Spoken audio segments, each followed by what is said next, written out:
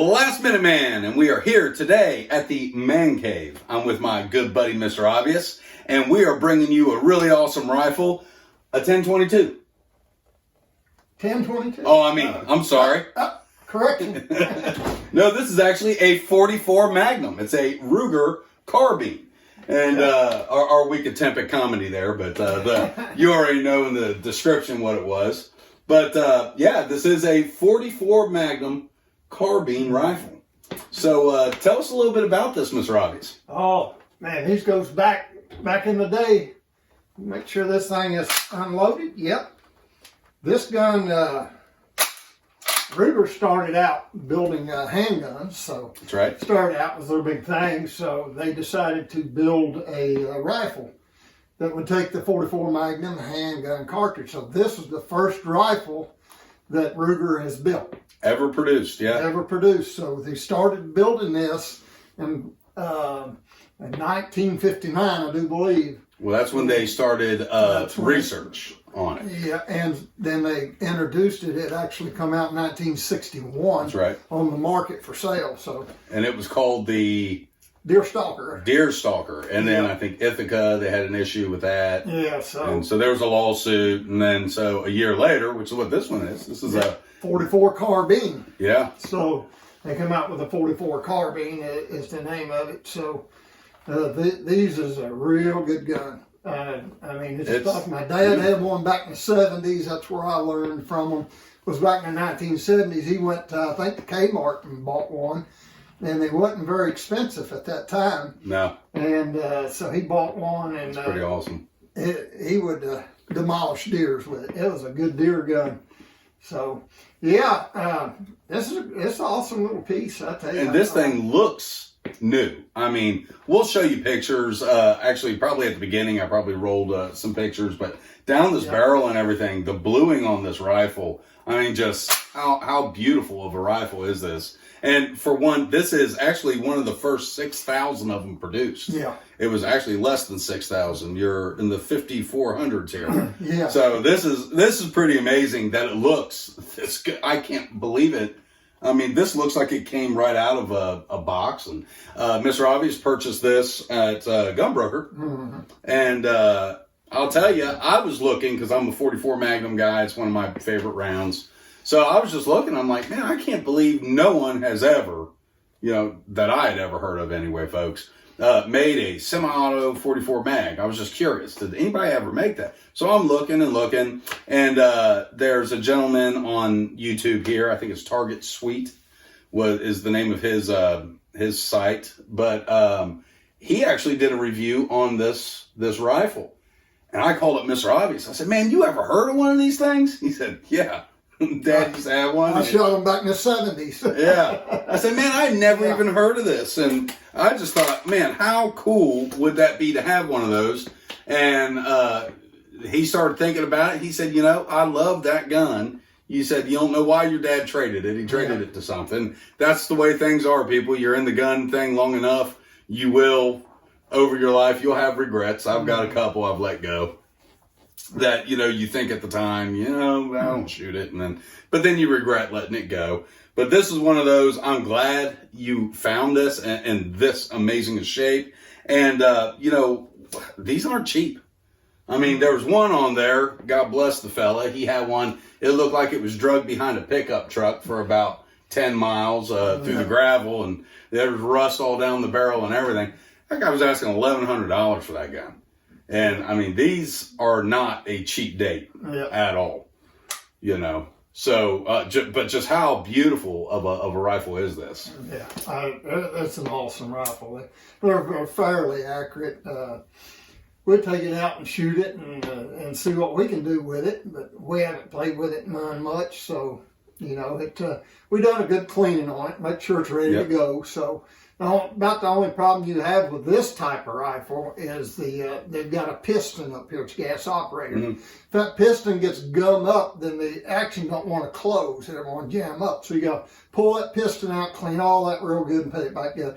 And you might want to take it to a gunsmith and do that. So it gets a little critical. Yeah, at your own risk. Yeah. You know, do that. But yeah, I mean, if you're, look at that, I almost bit myself there. Yeah. But you can tell I haven't operated this a lot.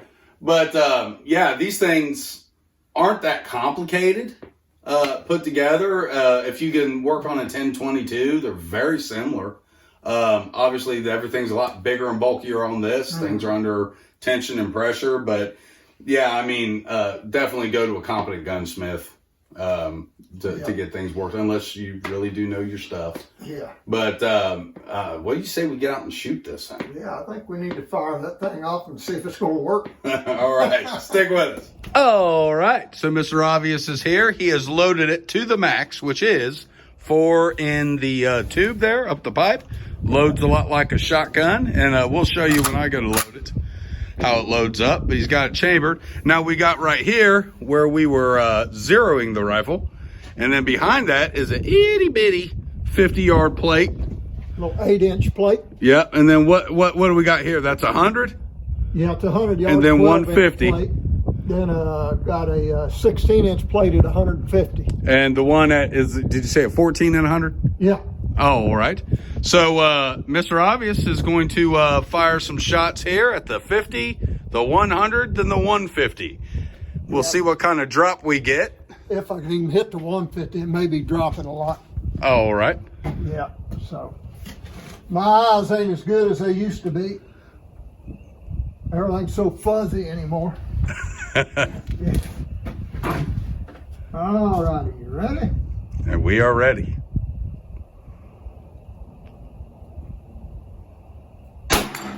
Woo! Oh! Knocked her down. Yeah. What do you think? A 44 Magnum got a little bit of power at 50 yards. Let's see what it do at 100. Yeah. And these are just factory loads, folks. This is just, I think, what do you have here? Remington? 240 grain Remington. Yep. Yeah.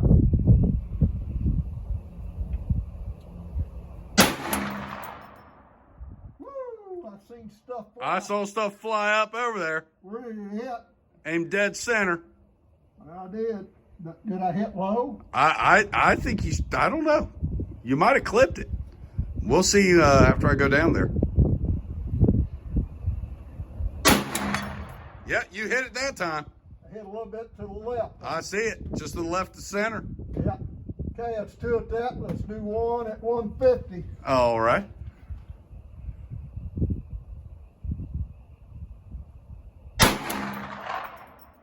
I think you hit it. I seen it rock. Well, I'll go back there and take a look. I don't know if I hit it or not. But golly, that's just with factory ammo. I think that 240 grain bullet hit it. We'd have heard it ding. Yeah. So I'm going to call it a miss. Well, we'll go back there and look. Be right with you. All right, so I'm down here at the 50-yard target here. And I had shot one off camera, and it hit here. And Mr. Obvious was hitting a little truer to center. But that was that shot from 50. And we'll walk down here. All right, so here at the 100-yard, he hit here. You can see these are rusted. These are old shots. Here, and here. But that's where he hit, and that was his second shot. So we'll go down here at 150 and see what we did. And sadly, at 150, it looks like just a goose egg because those are older shots. You can see the rust there. So. All right, so I'm going to demonstrate how to load this thing. And loads a lot like just a 12-gauge pump shotgun. Close the bolt first. But load it up in there. You got to press this little button here. That's your slide release.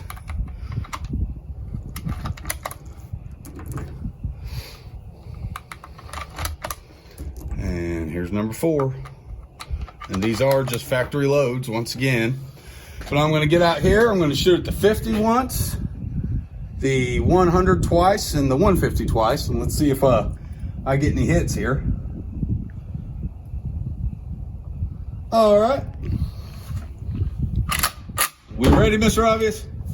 Yep. While you're getting on the bag there, I explained to him, last minute man went and checked the target, so the gun is patterned a little bit to the left, looks like. So we're not going to adjust the sights right now. He's just going to do Kentucky Windage on it and go with it. All right, we ready? Yeah. I'm just gonna aim dead center and kind of see where it goes, and see if I'm consistent at least. All right, here we go.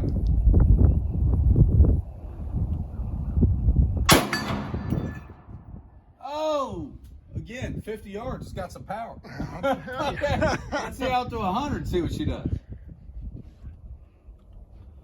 Let's go, baby. There's one. There's two. There's two. What's stacking them? Look at that.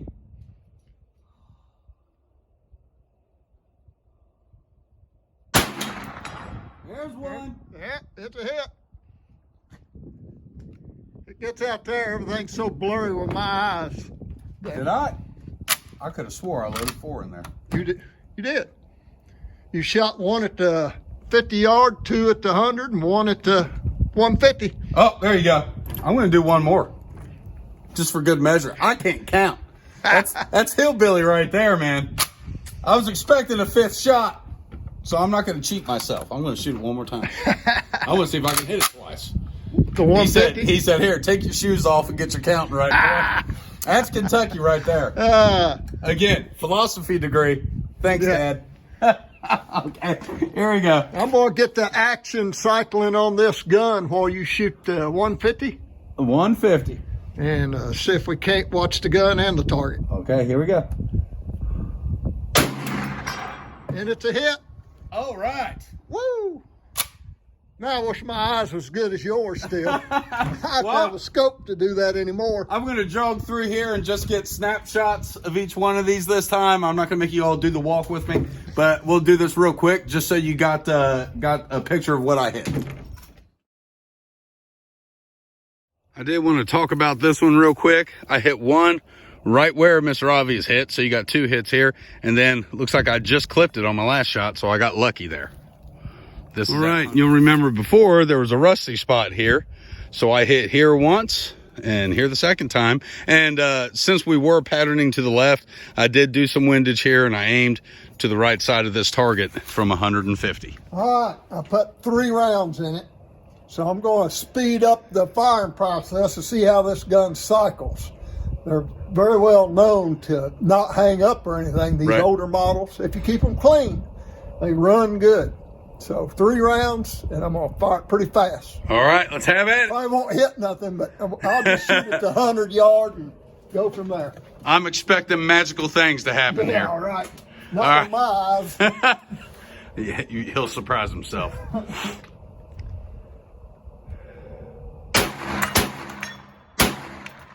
You hit 2 out of 3.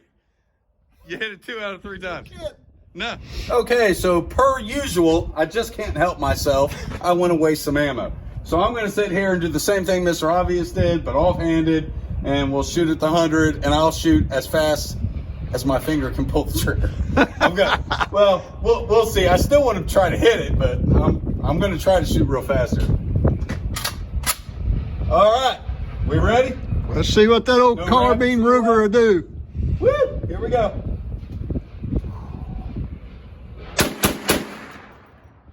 Shot a little Wow.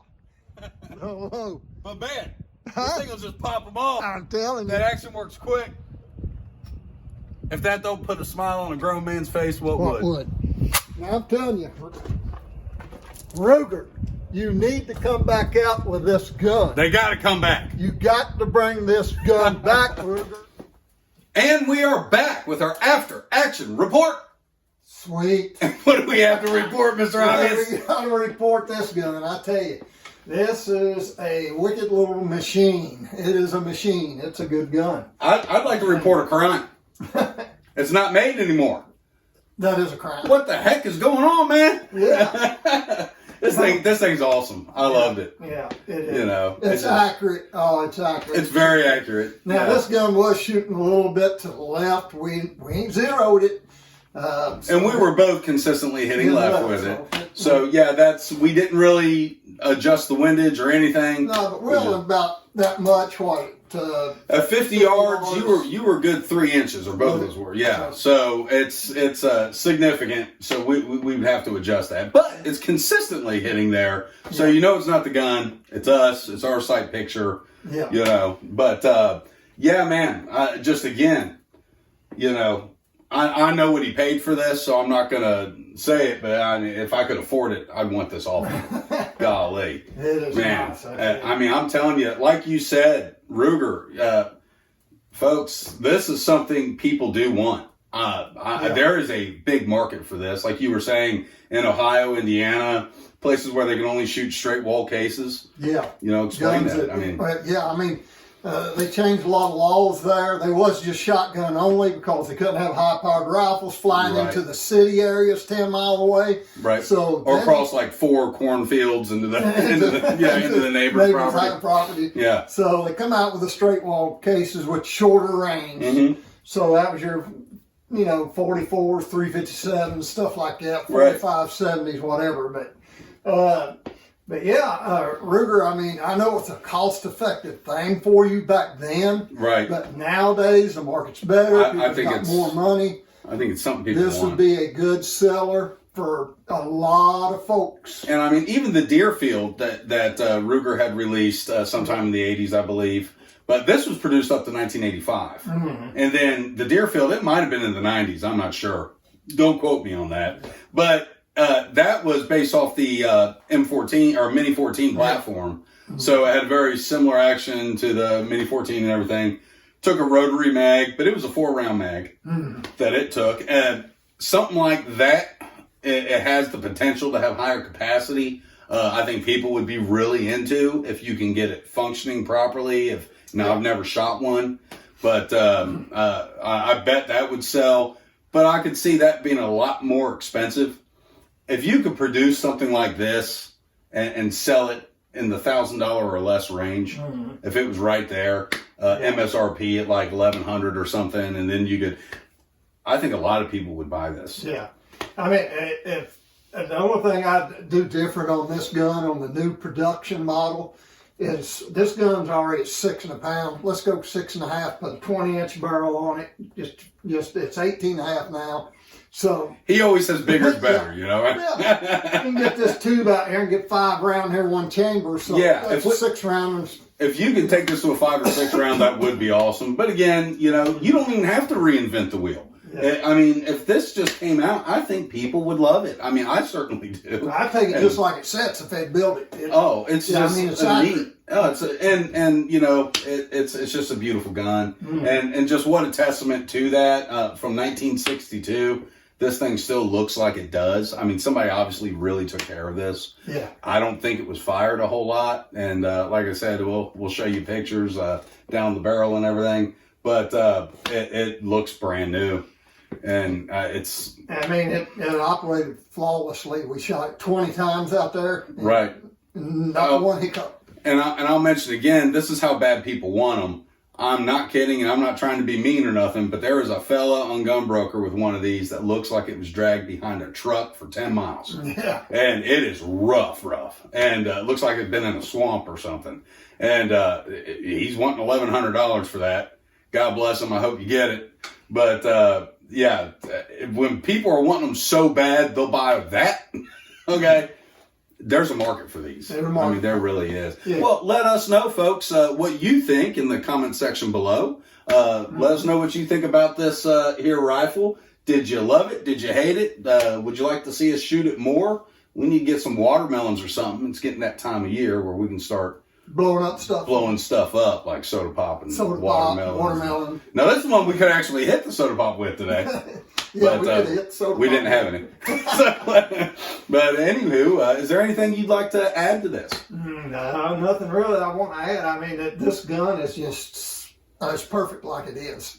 If they built it today with an 18.5-inch barrel, I'd be happy. Oh, I'd be all over. In fact, I'm more into the fact that it is an 18.5 because I like stuff that's easier to maneuver, pack around, that kind of thing. This would be an excellent truck gun or on my side-by-side on my property, have something like this. I currently carry a lever action Marlin. It's a Remlin that I carry when I'm doing that kind of thing. But This would probably take the place of that because it is just, you don't have to think, just pow pow, you know, and easy to operate. I think it's a proven system, and Ruger, please bring it back. I'd love to be able to afford one of these. So if you bring it back, maybe I could buy one. Yeah, So. you sure sell it for a lot more money this day. People's got the money to buy it now. Right. Bring her on back in. And people's expectations are different today. But anyway, this has been Last Minute Man with Mr. Obvious, reminding you, keep your knives sharp, keep your powder dry. Subscribe to Last Minute Man. Use that comment section below.